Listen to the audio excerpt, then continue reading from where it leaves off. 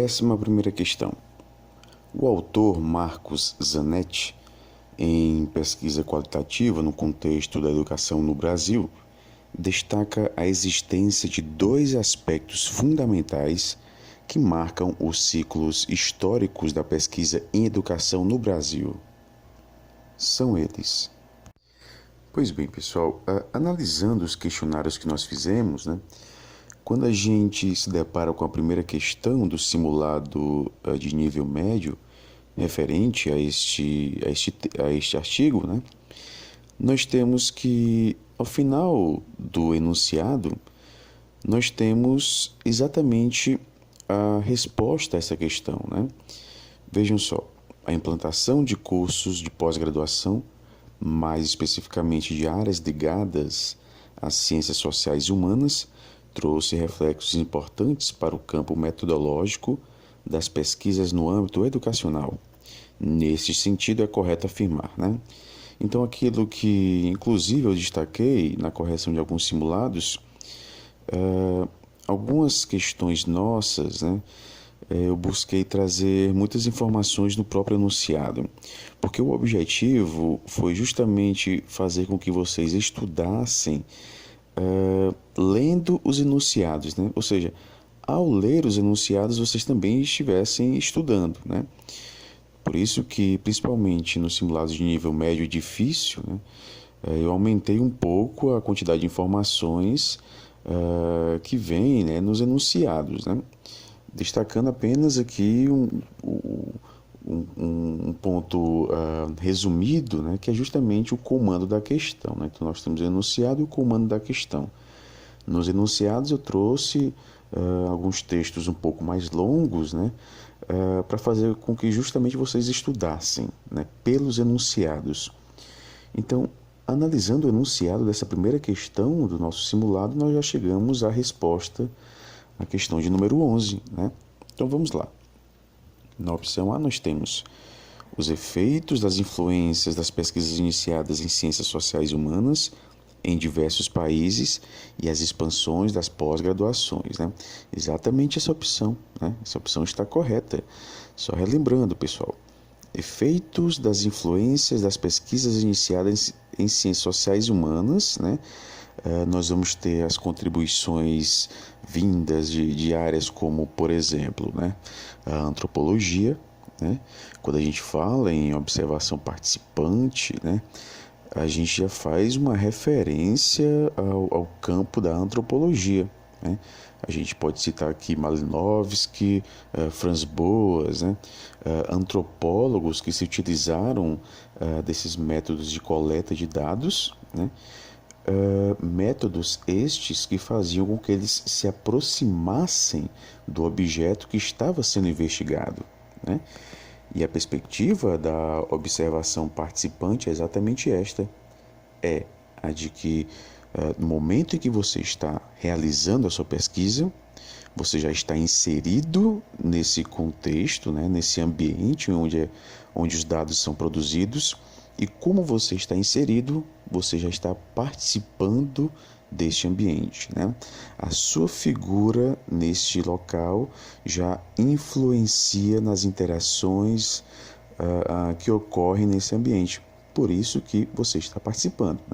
Mesmo sem você falar nada, a sua presença ali já caracteriza como uma observação participante.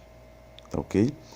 E a observação participante é característica dessa pesquisa de base qualitativa, que traz esse aspecto da subjetividade de forma mais acentuada, consequentemente vai se distanciando de métodos que são próprios das ciências exatas, das ciências naturais. Durante muito tempo, as pesquisas na área educacional se utilizaram de métodos vindos das ciências naturais. Por isso que a gente vai ter uma pesquisa quantitativa predominando durante um bom tempo no âmbito educacional, nas pesquisas desenvolvidas no âmbito educacional. E vai ser com as contribuições de campos científicos como a antropologia, a gente vai ter as ciências sociais também, né? Ciências humanas. A gente vai ter essas ciências contribuindo para o desenvolvimento de pesquisas qualitativas no contexto da educação. E no Brasil também, né? Por isso que a gente vai ter este outro aspecto que foi fundamental, que foram as expansões das pós-graduações, né? Notadamente, as pós-graduações estrito sensu, os cursos de mestrado, né?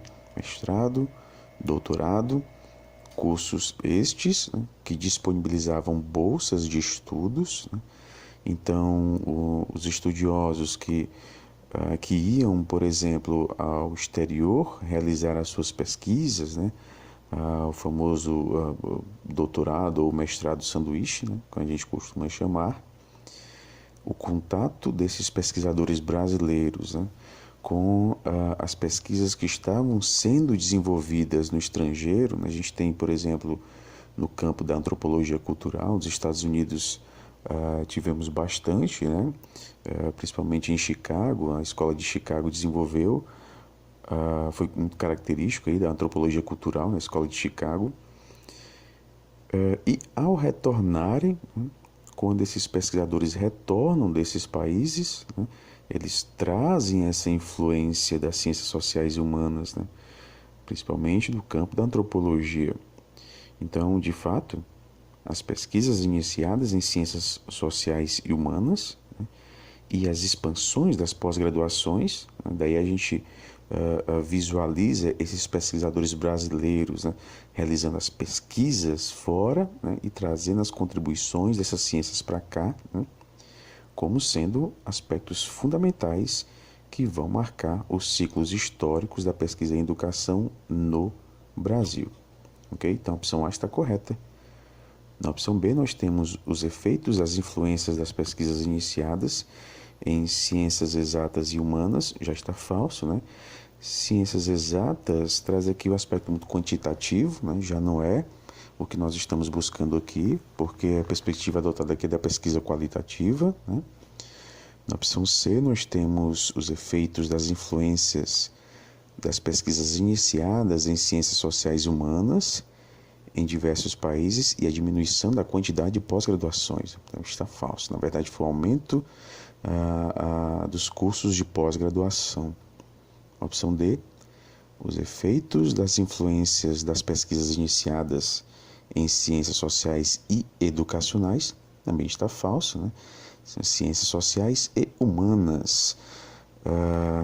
As ciências educacionais, né, elas vão sofrer o reflexo das pesquisas das ciências sociais e humanas, ou seja, não vão se iniciar nas ciências educacionais. As ciências educacionais vão sentir os impactos, né, vão ser influenciadas pelas pesquisas realizadas nas ciências sociais e humanas, tá bom? Então, pessoal, a opção correta, né, novamente aqui, da questão de número 11, né, é a opção A.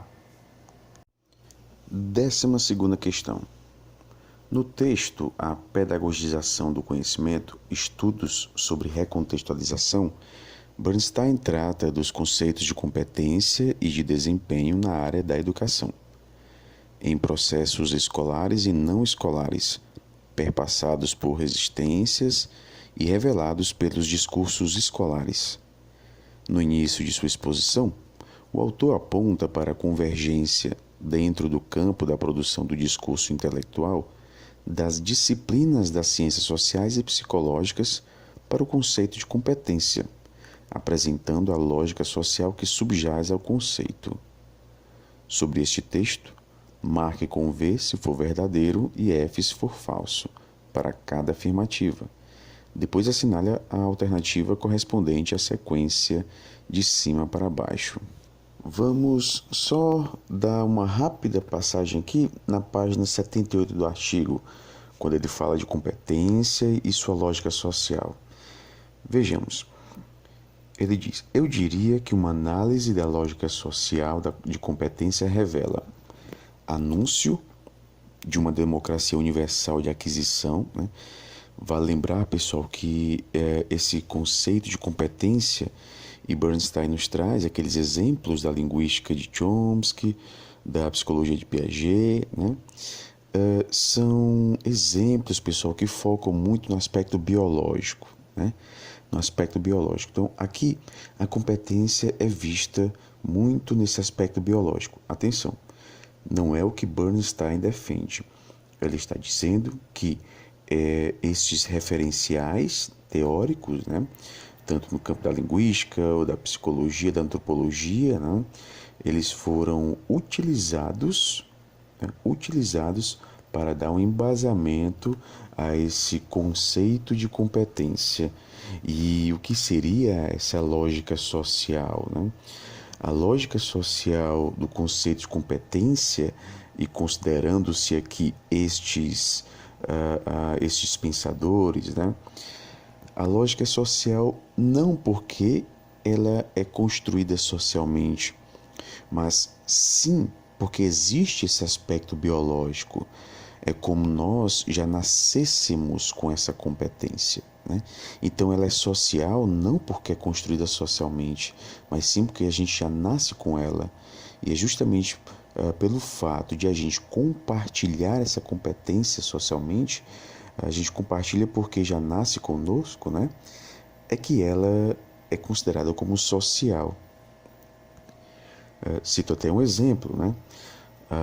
A língua para Chomsky, ela é social. Para outro linguista como Saussure, ela também é social, ok? Só que para Saussure, ela é social porque ela é construída socialmente, né? Construída socialmente. Logo, Saussure vai se aproximar das ciências humanas.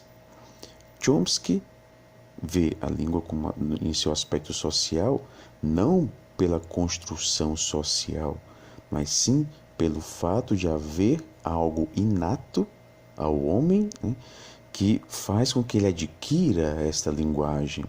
Então, para Chomsky, o aspecto social não é porque ela é construída socialmente, ela é adquirida socialmente, mas sim porque todos nós já nascêssemos com uma estrutura.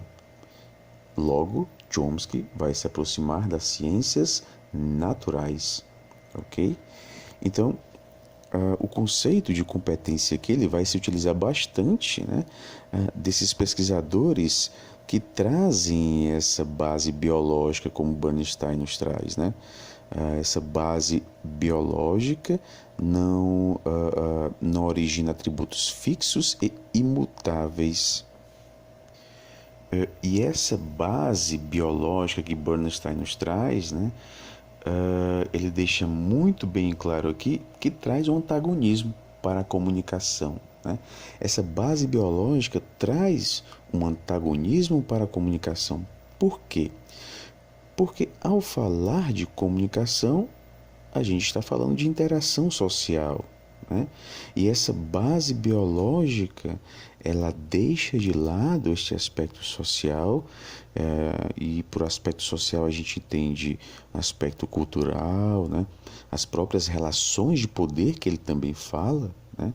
A partir do momento que eu foco nessa base biológica, eu deixo de lado a constituição do conhecimento como algo inserido em um ambiente de relações de poder.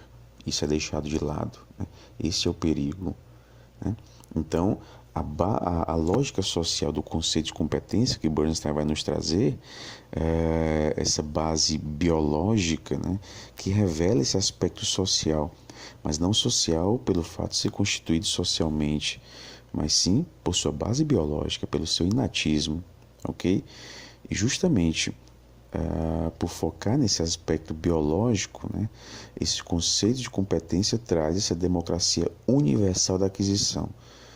Por que essa democracia é universal? Porque a gente já nasce com ela. Então, todos nós nascemos com ela.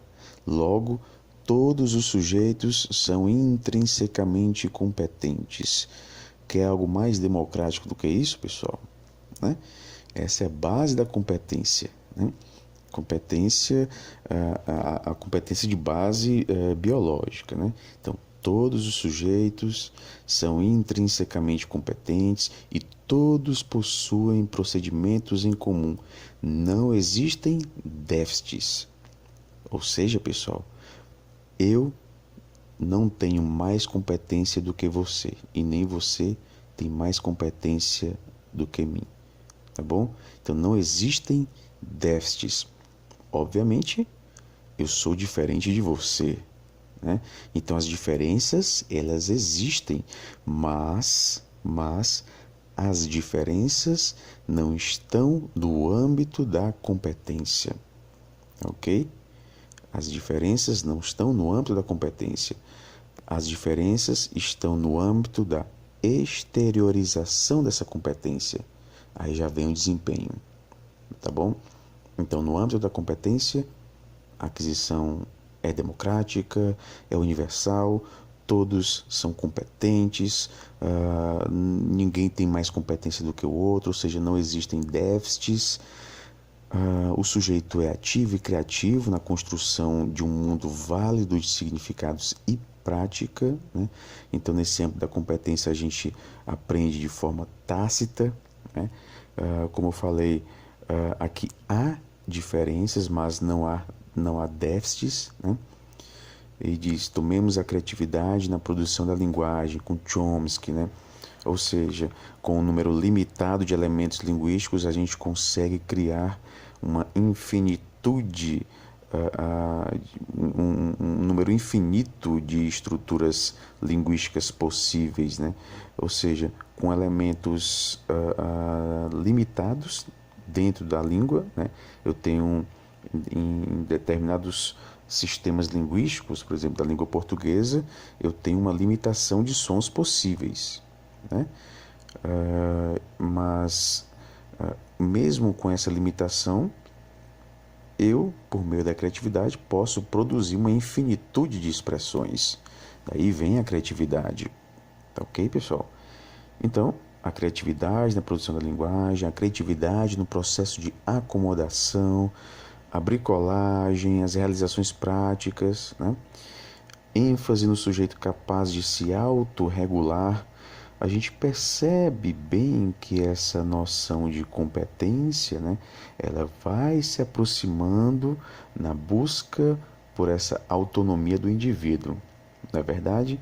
A autonomia do indivíduo, essa aprendizagem tácita, a gente vai se aproximando daquilo que Bernstein nos traz, né? A pedagogia invisível, a gente não vê muito bem como se dá esse processo, né? É tudo meio difuso, da mesma forma se dá a aprendizagem dessas competências, né? De forma tácita, enfim. E essa capacidade, essa ênfase, né? De o sujeito se autorregular, casa muito bem no que nós abordamos em outros artigos, né? Daquele foco do aprender a aprender, né? Aprender a aprender, fazer com que o indivíduo seja autônomo, em outras palavras, deixar o professor de lado, né? O professor perde a sua importância, né, nessa pedagogia do aprender a aprender, uma vez que o aluno se torna autônomo nesse processo de aprendizagem, o ensino é deixado de lado, né? Então é legal a gente fazer essas relações, né, o conceito de competência com a pedagogia invisível, com a pedagogia do aprender a aprender, né?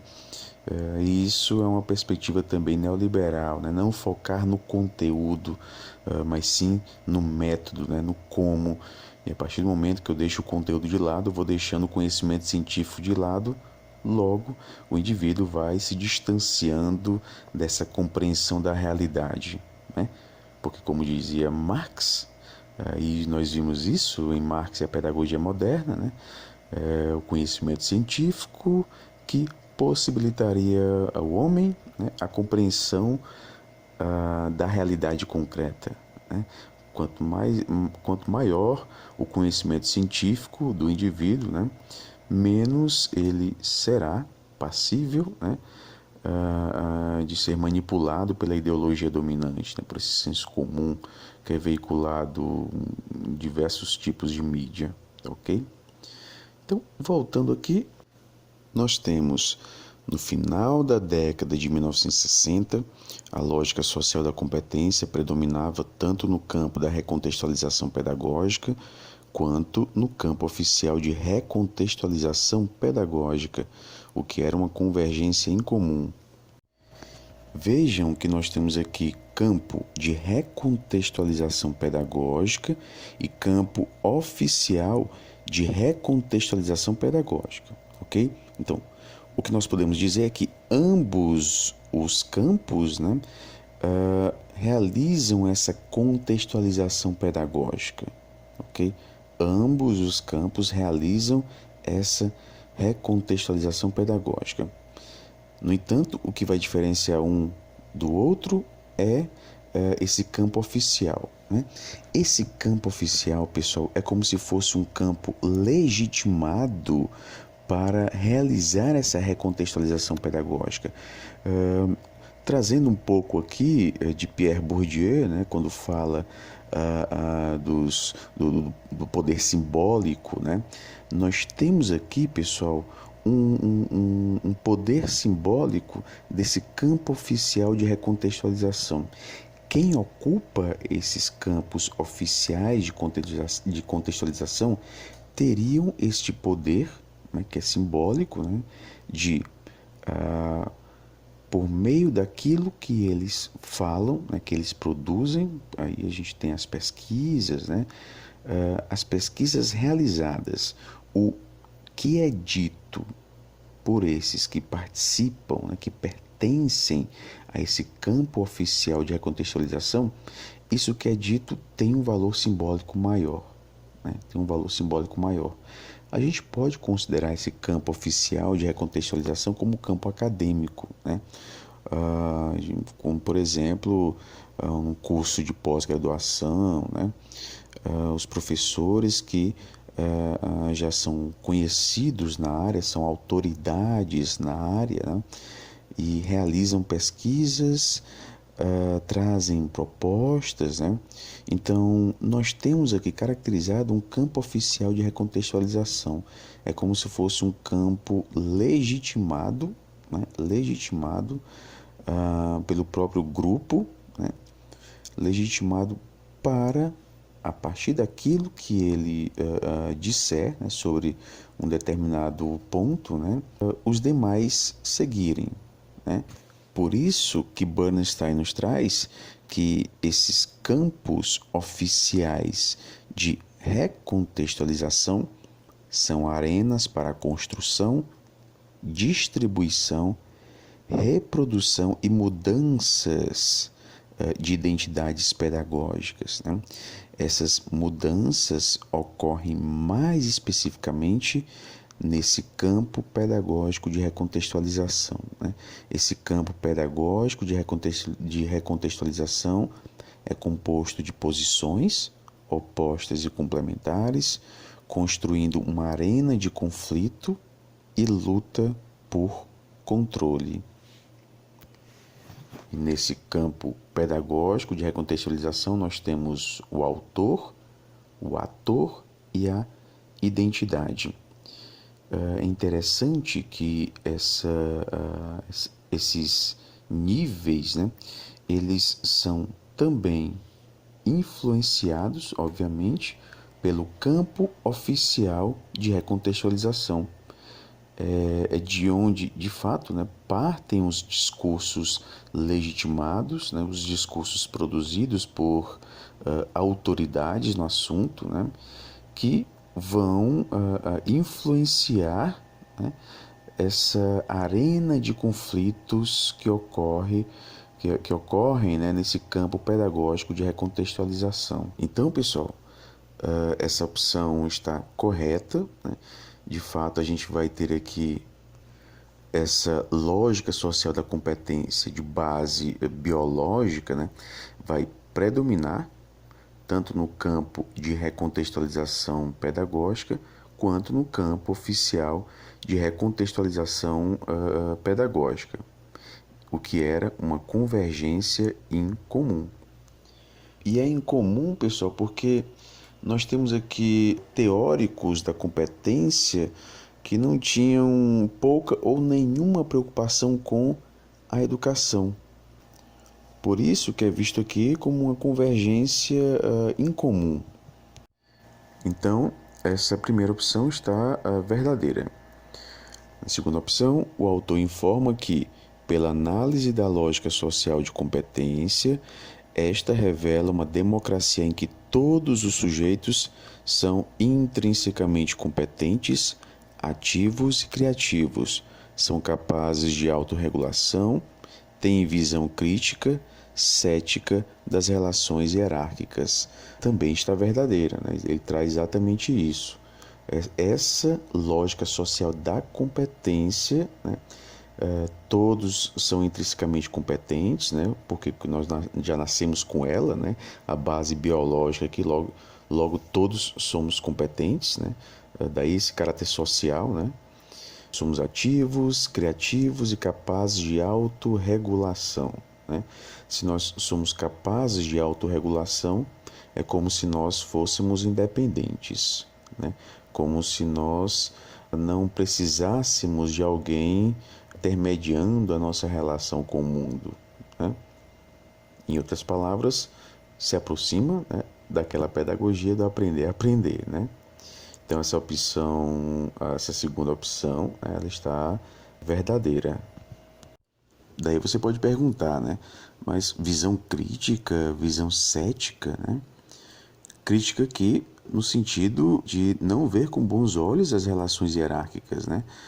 Ou seja, critica as relações hierárquicas e deixa de acreditar também na própria presença de relações hierárquicas. É como se nessa base das competências, né, não houvesse um foco aqui para abordagem de relações hierárquicas, um superior ao outro, né? Então, não há essa perspectiva de relações hierárquicas, né? Até porque, no que diz respeito à competência, ninguém tem mais competência do que o outro, né? Aqui, a ideia de que não há diferenças, né? Não há déficits, perdão, né? Há diferenças, mas não há déficits, não há um indivíduo que tenha menos competência do que o outro, né?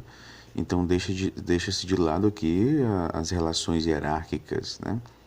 Até porque o objetivo é fazer com que o indivíduo não veja que existem essas relações hierárquicas, que existem pessoas que estão acima dele, né? Que ele, na verdade, é um mero empregado, não é uma pessoa submissa a alguém que esteja superior a ele, né? O foco não é esse, né? Como nós podemos ver aqui, o foco é a acomodação, né? Facilitação, acomodação e controle do contexto, né? Então não há relações hierárquicas, né? No que diz respeito às relações hierárquicas, as pessoas aqui são céticas, né? Elas não acreditam nessas relações hierárquicas. Então, essa segunda, né, ela está verdadeira. A terceira, as teorias da competência tiveram pouca aceitação nas ideologias liberais. Já está falso, né? Eles tiveram uma ótima aceitação nas ideologias liberais, né? E nenhuma aceitação nas ideologias de esquerda ou progressista, né? Então está falso aí. Elas tiveram uma boa aceitação nas ideologias liberais. A próxima opção, para as teorias da competência, existem uma democracia, uma criatividade e uma autorregulação virtuosa e própria nos procedimentos. Se não forem inerentes, os procedimentos exteriores contribuirão para o potencial criativo. Está a verdadeira essa opção, é exatamente isso. Existe democracia, criatividade, autorregulação virtuosa própria nos procedimentos. Se isso não for considerado como algo inerente, né, como algo biológico, inato, né, são os procedimentos exteriores que vão contribuir para esse potencial criativo. Exatamente isso. E na próxima, os teóricos da competência, no início, tinham pouca preocupação com a educação, né? Ok, é isso mesmo. Estavam em outros campos da produção de discurso, exatamente, né? Nós já vimos. O conceito de competência tem origens epistemológicas diferentes, mas todos com uma postura antipositivista. Exatamente isso, né? Está correta essa opção, essa postura antipositivista. Então, essa opção está verdadeira, né? Próxima opção, os modos de desempenho genéricos são elaborados e distribuídos dentro e de forma dependente dos campos de recontextualização pedagógica. Essa opção está falsa porque os modos genéricos são elaborados e distribuídos fora e de forma independente dos campos da recontextualização pedagógica. E é justamente pelo fato de um enfoque desse modo de desempenho, né, ser em experiências extraescolares, né, como trabalho, vida, é que esse modo de desempenho pode ser considerado, sim, como uma forma independente do campo de recontextualização pedagógica, né? Do campo onde ocorrem disputas, como nós podemos ver, campo composto de posições opostas, complementares, né? Uma arena de conflito. Então, esse modo de desempenho genérico, né, ele é elaborado de forma independente dos campos de recontextualização pedagógica, justamente pelo fato de haver um foco em elementos extraescolares.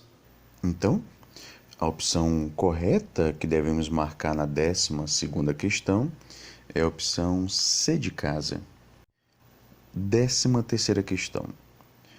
Para Maria Sevata, o currículo integrado deve ser pensado como uma relação entre partes e, vamos ver as opções, totalidade, parcialidade, totalidade, né, pessoal? Então, entre partes e totalidade, descartamos a B. Na produção do conhecimento em todas as disciplinas e atividades escolares. Isso significa a educação como compreensão e apropriação intelectual de determinado campo empírico, simbólico ou teórico, onde se apreendem e se representam as que constituem e estruturam a produção social da existência humana. Então vamos lá. Que se representam as relações, intervenções e relações. Então, nós temos aqui e se representam as relações que constituem e estruturam a produção social da existência humana, né? Relações porque nós temos aqui a perspectiva da interação, né? Relação de um com o outro elemento, e justamente a produção social da existência humana ela se dá na relação, né? Nessa interação, ok? Então, o que nós devemos considerar aqui são as relações, tá bom? As relações que constituem e estruturam a produção social da existência humana, que tem no e na praxis política suas principais formas. Então vamos lá, que tem no capital e na praxis política, não, né? São termos aqui antagônicos, né? Então não é capital. No trabalho e na praxis política, tudo bem. Então a opção A já é descartada, a opção B foi descartada por conta do termo parcialidade. A opção C foi descartada por conta do termo intervenções, né? Ficou apenas a opção D de dado, né?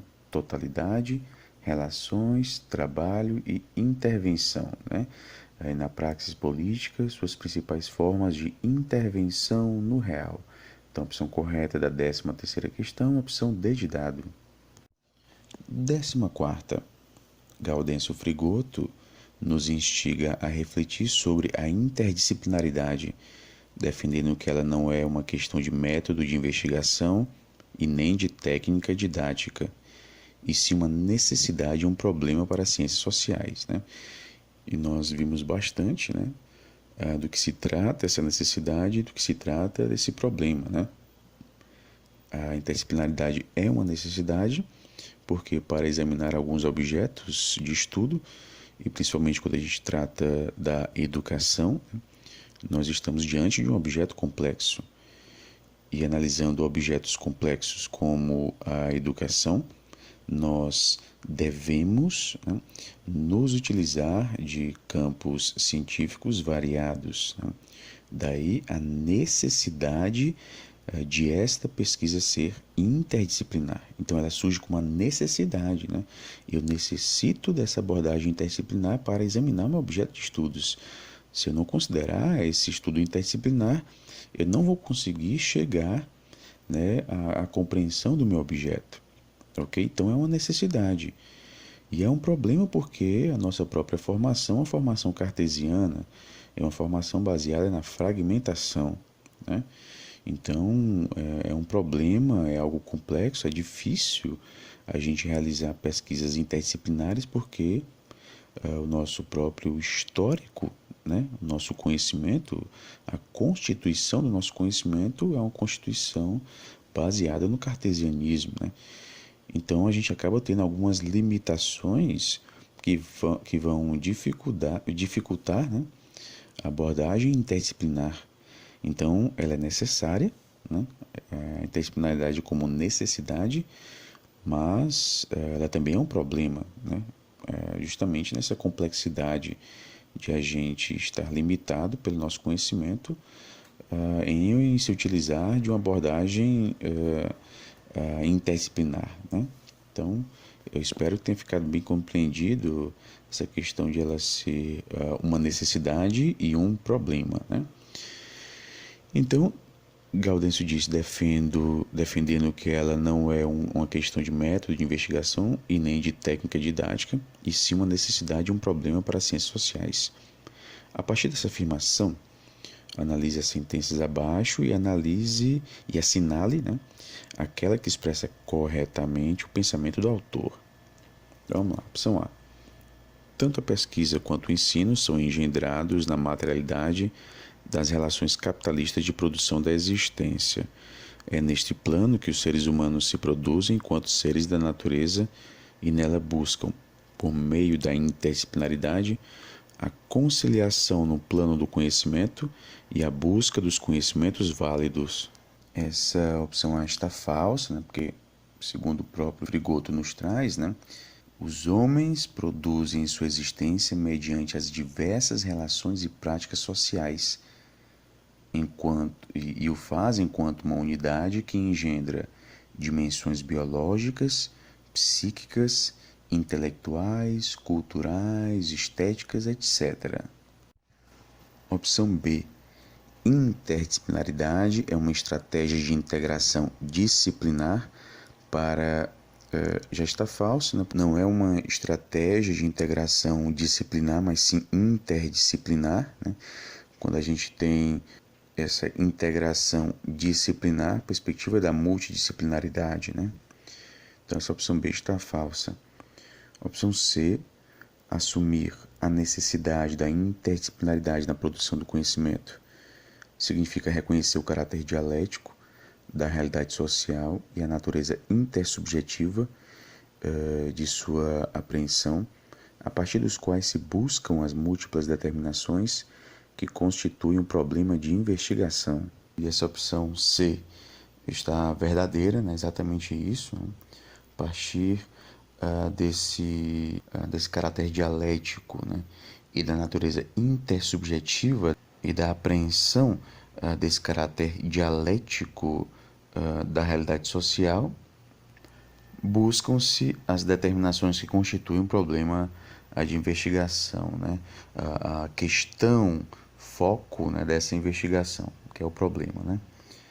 A opção D, a categoria totalidade, anunciada por Kozik e assumida por Frigoto, é compreendida como o esforço individual de superação da fragmentação do conhecimento, necessário a todos os processos de construção, transmissão do conhecimento, rumo ao único saber válido, aquele que é referenciado no autoconhecimento. Já está falso, pessoal, porque o objetivo aqui não é chegar a esse único saber válido, porque, segundo o próprio Kozik, né, não se trata de uma busca do princípio fundador de tudo. E a construção aqui do conhecimento, ela se dá de maneira social, ou seja, o esforço é social, né, de superação da fragmentação do conhecimento. Então, essa opção D está falsa. A opção correta da 14ª questão, opção C de casa. 15ª. Segundo Priscila Leite, o materialismo histórico dialético constitui-se como uma abordagem teórica imprescindível no trato metodológico investigativo, pois impulsiona o investigador a analisar de modo profundo o seu objeto de pesquisa e a buscar, de modo coletivo, né? Então vamos lá, estamos fazendo referência ao materialismo histórico dialético, né? Com uma abordagem imprescindível no trato metodológico investigativo, né? Então vamos marcar aqui uma opção que traga uma relação, né, com o materialismo histórico dialético, né? Então vamos lá. Assinar a alternativa que corretamente preenche a lacuna no texto. Então, aprimorar a pesquisa quali-quantitativa. Então, nós temos aqui duas perspectivas, né? A perspectiva do fazer científico dele, né? A questão da ciência, ou seja, da própria metodologia que envolve a sua pesquisa, e também o lado coletivo, que diz respeito a esse aspecto engajado de sua pesquisa, né? O porquê de sua pesquisa, o retorno social de sua pesquisa, justamente o que tem aí, ó, e a buscar de modo coletivo. Então nós temos o campo da sua pesquisa em si, né, a estrutura da sua pesquisa, ou seja, o materialismo histórico dialético, né, contribui para o fazer científico e contribui também na busca por aquilo que virá por meio dessa pesquisa, né? Aí nós já temos a questão social. E considerando as opções que nós temos aí, fazendo uma relação com o materialismo histórico dialético, né? Dialético, que traz a perspectiva da mudança, da transformação, né? Logo, o que nos resta aí, né, de opção, na 15ª, é a opção D, né? Transformação da realidade. O materialismo histórico dialético, né, é uma abordagem teórica engajada, né? Por isso, pessoal, que Marx foi um crítico ferrenho ao positivismo, né? Positivismo que trazia aquela perspectiva da ciência neutra, da ciência não engajada, não envolvida com questões sociais, né? Distanciamento do investigador com o objeto investigado, né?